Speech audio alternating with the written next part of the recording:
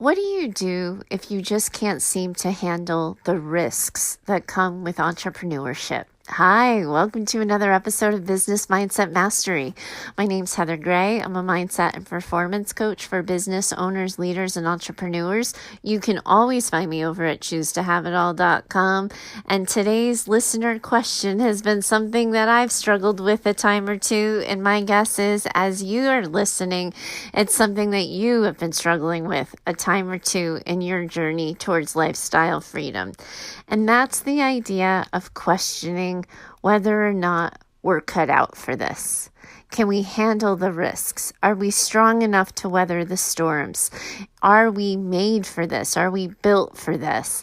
Can we handle it? Can we hack it? Today's listener question gets us right where we've all been a time or two. So let's just dive in and I'll find you on the other side. Heather, do you think some people are just not cut out for entrepreneurship?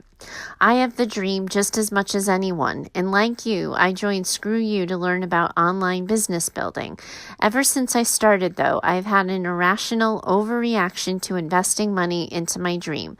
I'm not even investing that much, honestly, but I've paid for the membership, I paid for some software, and I spent some money on video and audio recording equipment. It's less than $1,000, honestly, yet I wake up at night worrying about it. I have no idea how long it's going to be before I make that money back, and honestly, I think it's making me a little bit crazy. If I can't handle these first investments with an even head, how can I expect myself to be able to manage all of the other risks that come with entrepreneurship sometimes? Talk about imposter syndrome. I feel like an idiot. Should I just quit? Is this some kind of sign that this isn't for me? Does this kind of thinking just go away when the money starts coming in? Thank you for your show. Thank you for doing what you do. You really help me, and I'm so grateful. Okay, we've all been there. We have all had one of those days or been up in the middle of the night and been like, I don't know if this whole thing is for me. I don't know if I can handle this. How we manage those doubts, what we do next, determines the kind of entrepreneur that we're going to be. So to answer your question really directly, do I think that some people are simply not cut out for this? Yes, absolutely. There are some people who can't handle the storm, who can't weather the risk and the unknowns, and they would be better off choosing a different path for themselves.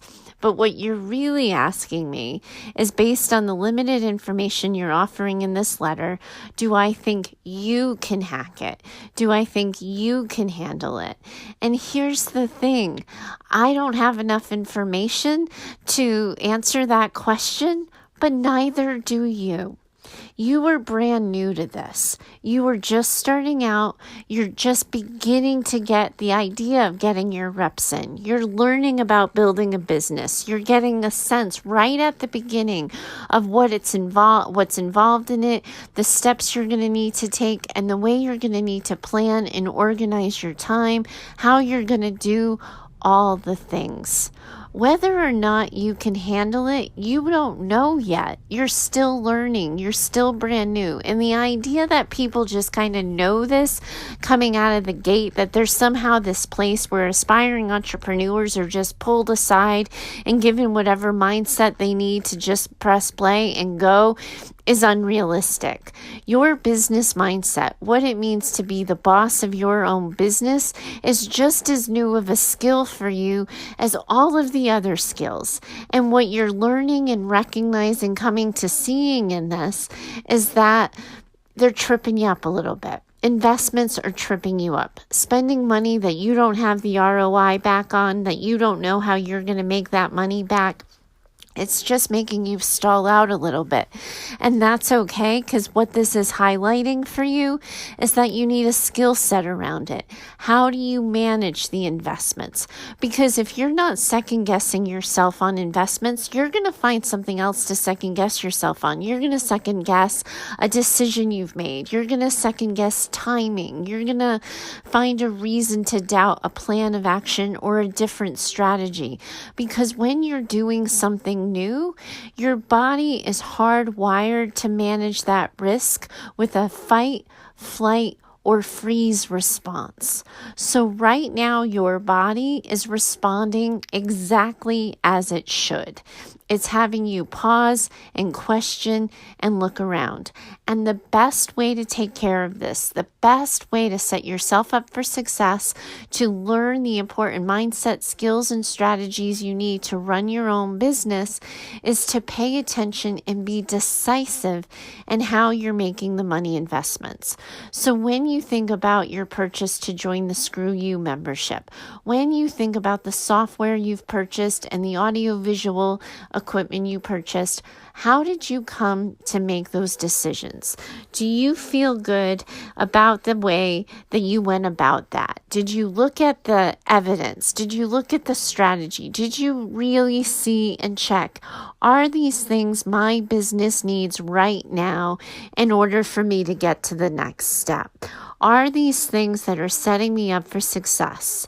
You may find that you're able to answer with an immediate yes, that you were careful, that you were thoughtful, you looked at the facts and you made the decision and you just went forth accordingly.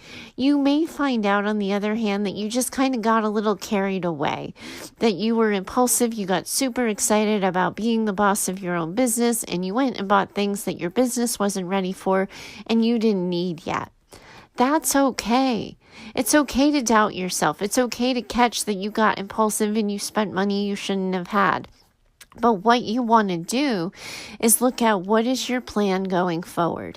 If you know that making investments in your business is now something that's going to keep you up at night, you have to develop a skill set and a strategy for how those decisions get made, so that you don't feel like you're making them from a reactive place, so that you don't feel like you're just impulsively doing something, but that you've considered it, you've weighed the options, you've looked at reviews, you've looked at the pros and cons, and to the best of your ability, you made an informed boss decision about what your business needed to get to the next level.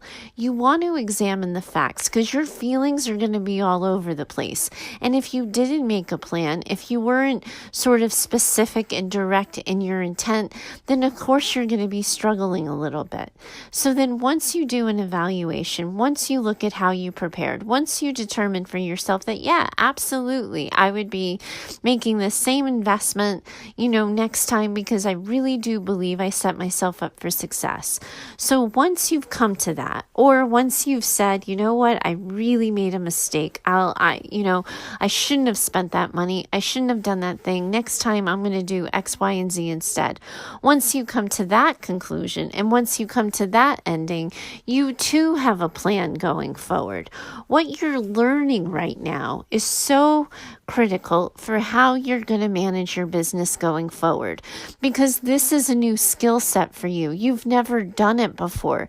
So of course you're going to be cautious. Of course you're going to ask for, a second opinion and get somebody's direction or insight or opinion on it like that. But then at some point you recognize, and will see with experience, that stopping the forward momentum, stopping the build for your business by second guessing, doubting, and questioning, and getting second and third opinions, is you getting in your own way. So if you can drive that intention and you can stay focused on it, you're going to be setting yourself up for far more success. Otherwise, what you're risking in this is that your decisions are going to run your life, and your anxiety is going to be running the show, and you're going to find yourself running shotgun.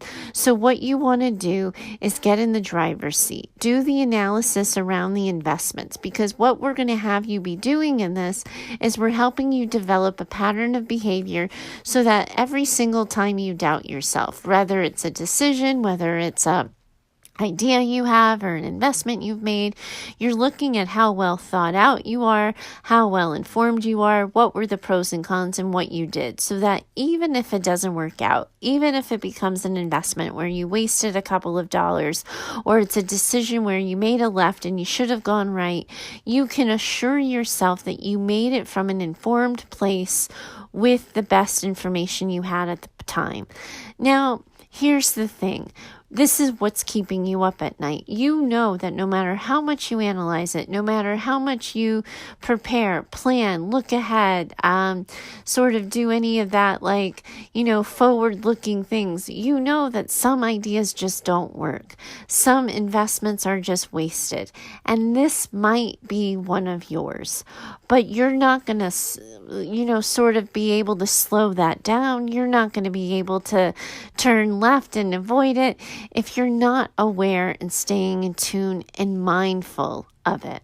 Right now, what you have to do is, along the lines of building your business strategy, you have to build your mindset strategy, your way of moving through the world when you're feeling exceptionally stressed. And that's the process we have you doing now. Now, yes, you may get anxious again. Doing this exercise once or twice isn't going to make the nerves go away. But if you can tune into your capability, if you can tune into the thought process you engaged around this, it's going to set you up for way more success than anything else you might find. Now, here's where I want you to pay attention to.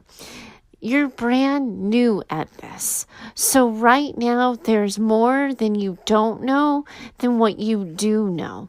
So don't expect yourself to be in your, to have the mindset of your 10,000th day in business. You might only be 10 months in, 10 weeks in, or 10 days in. You want to meet yourself where you're at, and you want to set yourself up for success. So looking at the places where you tend to second guess yourself, looking at the places in your business where you tend to pause and worry and wonder, we're going to get that analysis process dialed in. Then we're going to remind you that you need to get your reps in, not in just the service you're offering and what you're selling to people, but you also need to get your reps in along the lines of business exposure, like being exposed to new things. Because the first time I made an investment in my business, the first time I had to pull from my savings account, I was a nervous wreck. I didn't know if I was making a good investment. I didn't know if I had an iron tight way to make the money back.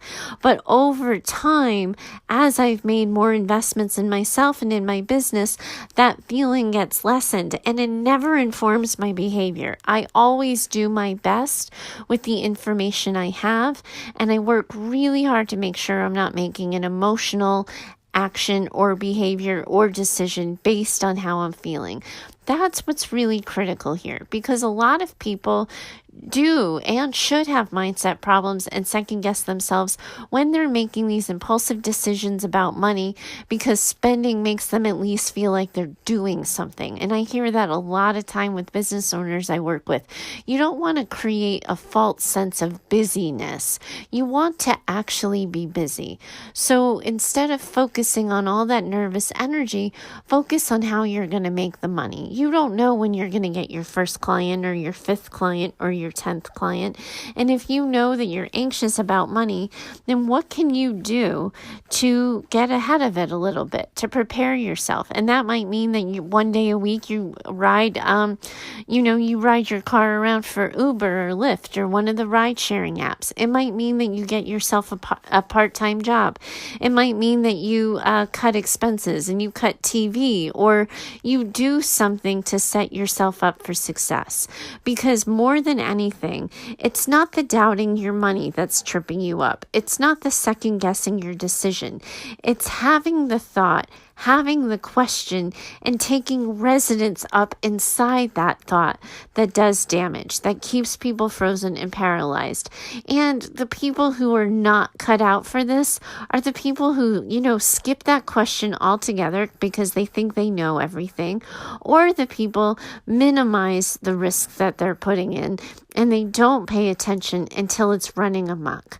So it is, it's not a hard set line. But what I want you to do is really look at how informed your decisions were. And then if you really are sitting on a certain amount of money that you just can't get past, that the ROI is really messing with your head, then go and make the money back some other way. Become a ride sharing app driver for a day.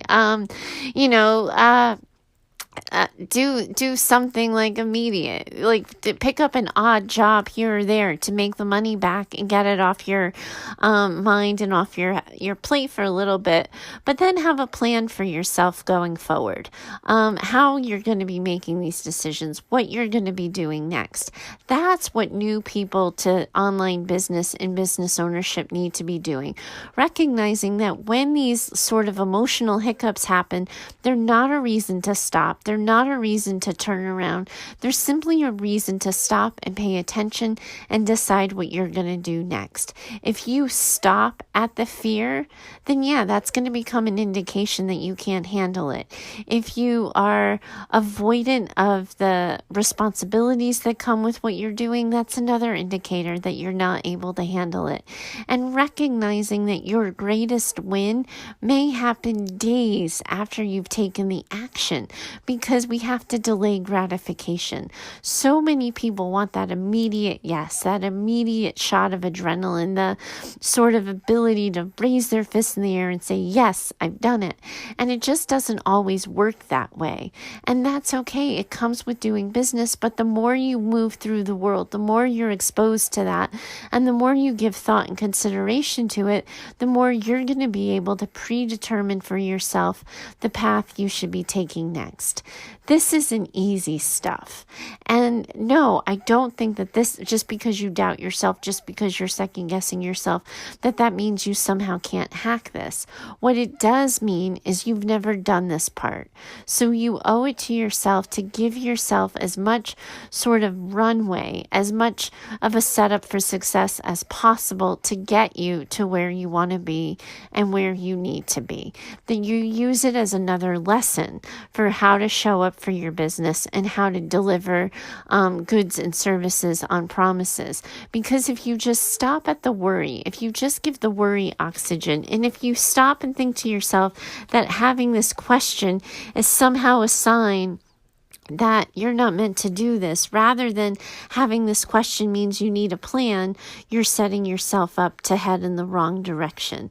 So you're not supposed to know this out of the gate, but you use these opportunities to figure it out for yourself, to find your way and determine your path. I know you can do this, and I know it's super intimidating and you feel like everybody has the answers, but this is just another part of what it means to be new. It won't always feel this way so long as you take action on what you're thinking and feeling, so long as you drive the ship. Because if you get in that reaction mode, you're really setting yourself up to fail here. So stay in the driver's seat, stay in your lane, get focused on how you're coming to make decisions. Be, specific and deliberate with what you're doing next, and that will set you up for success. I'm sorry you're second guessing yourself, and I wish I could tell you that it gets easier. It just gets different. It catches us in different ways at different times, and it takes different form and shape, but it happens to all of us at some point in time. So no, having the question, having the fear, even losing sleep on it doesn't mean that you can't hack it, but it certainly means you need a plan. Thanks so much for reaching out to me. I know you're not the only one in this, even though it probably very much feels like you are. I appreciate your vulnerability with your question here.